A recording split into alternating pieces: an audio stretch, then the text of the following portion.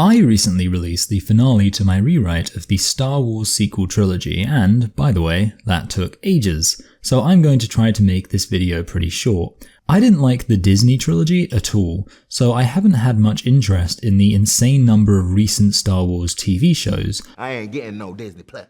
But I decided to watch all of them for context before I properly began working on my Episode 9 rewrite. A lot of them weren't great, and I'll probably dedicate a rewrite video to some of the Star Wars TV shows at some point. But again, I'm going to keep this video short, so I'm just going to talk about one specific thing. One thing set up in The Mandalorian is that Mando hates droids. It's, I think, one of the first things we find out about him in terms of characterization, and when this was first communicated I thought, yeah, that makes a lot of sense. I mean, I've watched a lot of Star Wars over the past few months, and something I can't help but notice is how often droids are a liability for whatever side they're on. For the simple reason that it's incredibly easy to reprogram a droid, and it's very difficult to detect if a droid has been compromised. In Rogue One, the fact they have a reprogrammed Imperial droid makes things so much easier for them. They have a droid that they can guarantee will be absolutely loyal to them, since it's programmed to be loyal to them, but they also have complete credibility in the eyes of the Empire. I can blend in. I'm an Imperial droid. Because the Empire have no way to know it's been compromised. So it makes sense that anybody who's an intelligent and tactically minded person wouldn't trust a droid. Unless you have your eyes on a droid 24/7, you can't guarantee that it hasn't been captured and reprogrammed. If you have a droid and that droid is out of your sight for more than a few hours, then for all you know, your enemies have captured it and it's been compromised. Maybe they've given it a trigger word so that as soon as it hears the trigger, the droid will turn on you. Maybe this is part of their plan to take you down. Certainly you couldn't trust a droid that you just randomly met, even if it was a type of design that's usually associated with a side you can trust. The entire concept of an Imperial droid is a bit stupid within the context of Star Wars, because all you're doing there is creating a false sense of security by allowing people to believe that a droid isn't going to betray them because they recognize the design. Now, it might make sense to imagine that there'd be some way to detect rogue programming, but if that did exist, then we've never seen it, and certainly the Empire would use it, because rogue programming would be such an obviously exploitable flaw. Everybody talks about how the Empire should have just put some grating over the exhaust port. Whoa, that sounds like a pretty big design flaw there. Because it's just so easy for a rebel to fly along this massive trench and make a perfectly accurate shot while being fired on by TIE fighters. But what about these little mouse droids? What if when Luke and Han snuck onto the Death Star, they just released a few of those with programming telling them to crawl into the main reactor and then self-detonate? Is anybody scanning this little mouse droid to make sure they haven't been reprogrammed? Is anybody making sure they haven't been fitted with equipment to sabotage the base? I mean, if nothing else, you could use them to scurry around the base, scanning things and giving you a full blueprint of the battle station. And the key point here is how different this is than with human beings. Firstly, if a human being is loyal to a cause, that might be because they sincerely believe in that cause, and you can't just effortlessly change somebody's entire worldview. So every time you try to recruit somebody to betray their cause, you face the very real possibility that they might betray your conspiracy, and you have no guarantee that they won't pretend to help you, make you think everything is fine, and then betray you in the end. And of course, the more people you try to recruit to this mass betrayal, the less likely it is to succeed. Of course, none of these issues exist for droids. Droids have no loyalty that can't be programmed out of them. Droids have no reason to betray, or go against whatever they've been programmed to do. And there's no reason given to think that reprogramming a droid isn't incredibly easy, and something that could easily be done on a mass scale. The irony in all this, of course, as you might be thinking, is that despite Mando's distrust of droids being what sent me down this thought process, Mando himself is skeptical of droids for literally the exact opposite reason. I'm saying the issue is that droids can so easily be reprogrammed. Mando's stated reason for distrusting droids is instead that they can't change their programming. He's like, hey, this droid is a battle droid, so will always be a killer no matter what. But no, that's not how this works. We've never seen a reprogrammed droid in Star Wars spontaneously revert back to its original programming. On the contrary, it seems that changing a droid's programming permanently is quite trivial. So yeah, Mando's reason for disliking droids is pretty stupid. I know it's emotional based on trauma, so he has an excuse for being illogical and falsely believing it, but it's definitely an irrational concern based on what we've seen in Star Wars. But the thing is, it sort of had to be an irrational concern, because what if Mando had actually said, I don't trust droids because they can easily be compromised by being reprogrammed at any point and you wouldn't have any real way of knowing? We'd have to wonder, why hasn't anybody else realized that? Why hasn't the Empire ever realized that? I mean, obviously droids are discriminated against in Star Wars, that's well established, but as far as I know, it's never established why in the films or TV shows. My assumption would just be that droids aren't really alive, because they're basically sophisticated computers. But droids being discriminated against would make a lot more sense if they were viewed as inherently untrustworthy, because their programming is so easily compromised. It wouldn't make sense for the Empire to be using droids on anything relevant to their top secret planet-destroying space station, but maybe people with nothing more important going on who don't really care about security could use droids, like moisture farmers. See, the original trilogy would have to be changed if we incorporated this into the world building of Star Wars. Why would Leia trust this droid to deliver top secret plans? Sure, it's loyal, but that's because it's programmed to be loyal.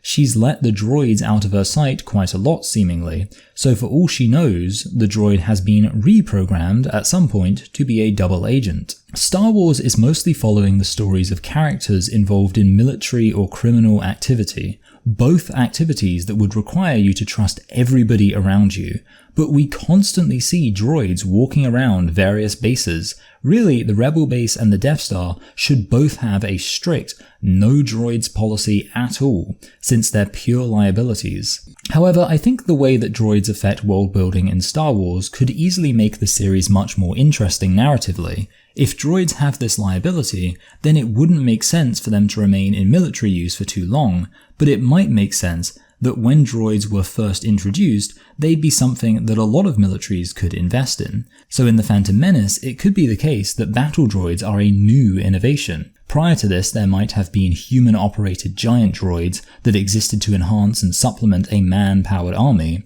but as droids became more compact and the programming more sophisticated, there's this new possibility to have droids actually replace human beings in combat. And this could lead to some interesting political conflicts, because historically, in order for an idea to be powerful, it would need to have a large number of people supporting it. However, the rise of droids as a replacement for an army would suddenly allow political powers to assert themselves based entirely on their control of capital and ability to produce droids on a mass scale. The main authority using droids in the prequels is the Confederation of Independent Systems, but something never brought up here is the implication that the CIS has no support among actual people, otherwise presumably they'd be able to have an army. I mean, I realize that the Republic also has no people who support them, that's why they need to use clones, but it's weird that there's never really any explanation for why neither side can actually use people in their armies. And since there's no explanation of why, there's no analysis of what that explanation means. So really, it should be standard that various factions in Star Wars have armies, the way that countries do on Earth. However, the Trade Federation suddenly turns the galaxy on its head by coming up with a new way of mass-producing battle droids. With this, they are suddenly able to assert their authority militarily without actually needing to control a large population, but simply by being rich.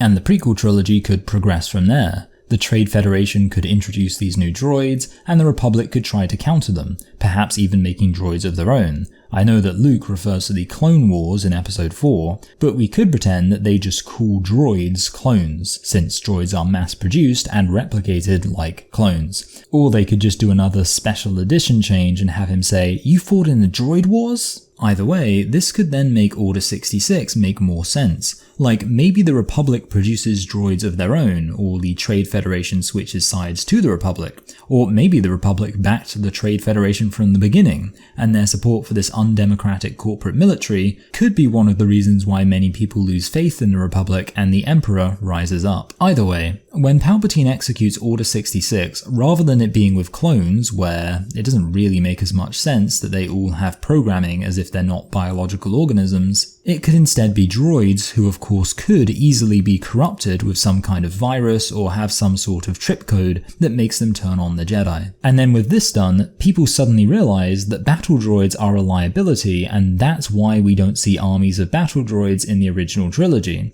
Although, like I say, we do see random droids in military context in the original trilogy era, which still wouldn't make sense. But this helps work around the fact that droids are sort of world-breaking in Star Wars. If you can just produce a giant army in a factory, then why doesn't any group with any sort of industrial capacity produce them? Even if you want human soldiers too, you might as well have a droid army to supplement them. And the apparent explanation offered in the Star Wars canon is basically that battle droids just aren't very good. And they really are pretty useless.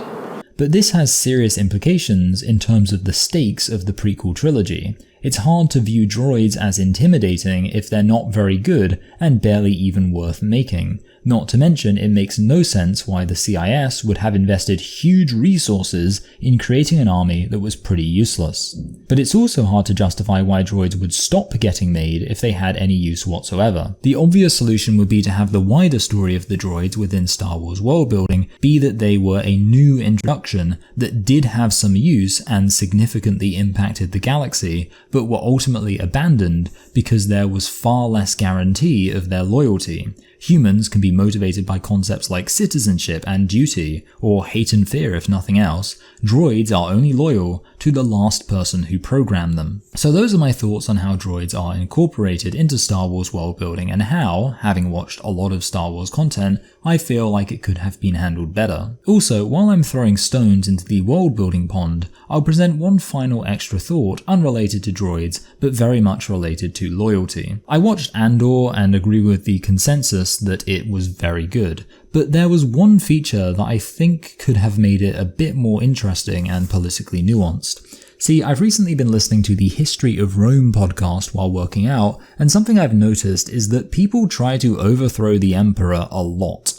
Like, a real lot. Whoever the Emperor is, chances are there'll be at least a few conspiracies to overthrow him. And one time when I was listening to the History of Rome host talking about this, he just casually said after one of the emperors was overthrown and there was a bit of a succession crisis, some people even considered bringing back the Republic. But this wasn't really taken seriously, and of course, instead, this emperor was replaced with some other guy. In fact, historically, it's very rare for people to support overthrowing emperors and replacing them with a wholesale abandoning of the imperial system. Instead, most people who talk about replacing an emperor want to replace them with a different guy as emperor. So I was thinking, in every exploration of the Star Wars rebellion, it's always presented as people wanting to overthrow the emperor, and by extension, the empire. But wouldn't it make sense that a lot of people would think that actually they support the imperial system, but they just don't want Palpatine at the top running things because he's a crazy monster man? So I think for season 2 of Andor or something, they should introduce a character who is very active in taking down Palpatine, but because they want to put a rival emperor on the throne, somebody who actually seems like he might even be a good emperor. That would add some intrigue to the conflict. Or alternatively, I guess they could just make a TV show or movie series set during a different period of a galaxy-wide empire, and they could explore the nuances of imperial politics there. But I do think since the Emperor vs. Rebellion conflict is so well known, it could be fun to actually throw a wrench in people's perceptions of that. Anyway, those are my thoughts on how to switch up Star Wars world building based on my recent Star Wars live action marathon. If you like this video, please like and make sure to subscribe because I'll be producing some more content hopefully quite soon. Just wanted to get something out that was pretty short after completing a really long project. The next thing I produce will be a return to media review content, but it won't be Star Wars related. Thank you, bye.